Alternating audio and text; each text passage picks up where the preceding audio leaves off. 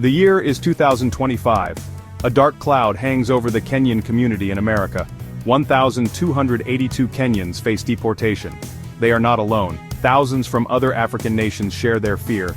This is not a drill. This is real life. Somalia leads the pack with 4,090 facing deportation. Ethiopia follows with 1,713. Nigeria, the giant of Africa, has 3,690 citizens on the list. The numbers are staggering.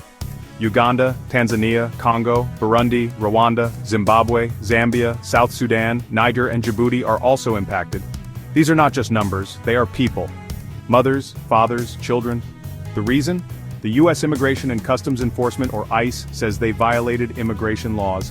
Some may have committed other offenses.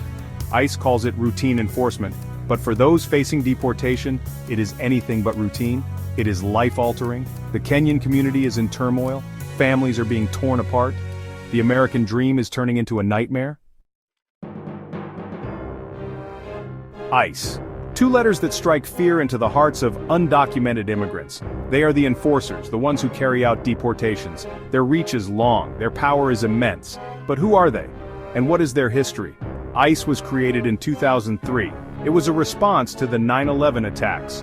The goal was to strengthen national security. But over time, ICE's focus shifted. It became the face of immigration enforcement. Under different administrations, ICE's priorities have changed.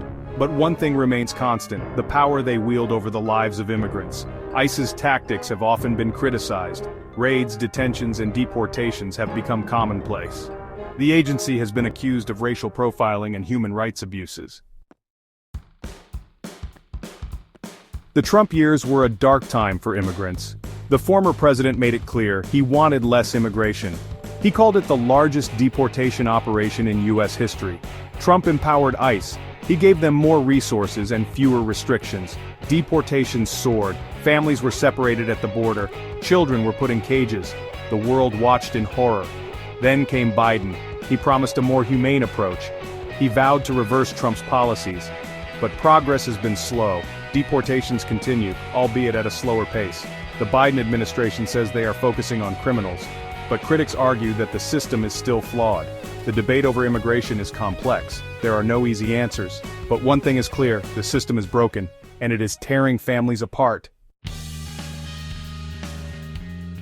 The Kenyan community is not taking this lying down. They are fighting back. Lawyers are filing lawsuits. Activists are organizing protests. They are demanding justice. One of their champions is Newark Mayor Ras Baraka. He called Trump's raids unconstitutional. He vowed to protect his city's immigrant community. The legal battles are ongoing. The outcome is uncertain. But one thing is certain: the fight for immigrant rights is far from over. The deportation crisis is a stain on America's conscience. It is a test of our values. Will we choose compassion or cruelty? The answer will define us as a nation.